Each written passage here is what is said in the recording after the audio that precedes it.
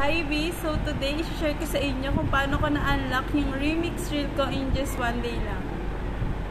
So una mga B, syempre pupunta tayo sa Facebook and then maghahanap tayo ng gusto natin ika-remix reels, like natuwa tayo, ganun. So pumunta ako dito sa kambal ko, pumunta ako sa reels and then pipindot ako ng isang video niya sa reels. May tatlong dots, kiklik natin yon and may remix reel na nakalagay.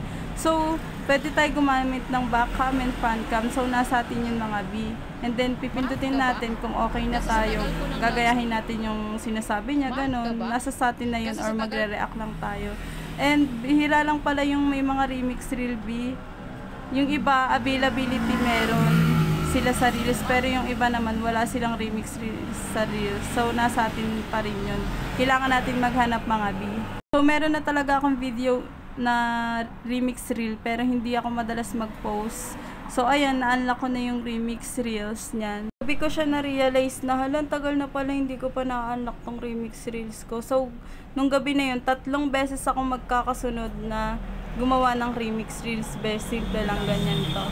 Ng problema, kundi consistency. Most of the time, alam natin ang gagawin. Di ko alam takbo ng buhay ko.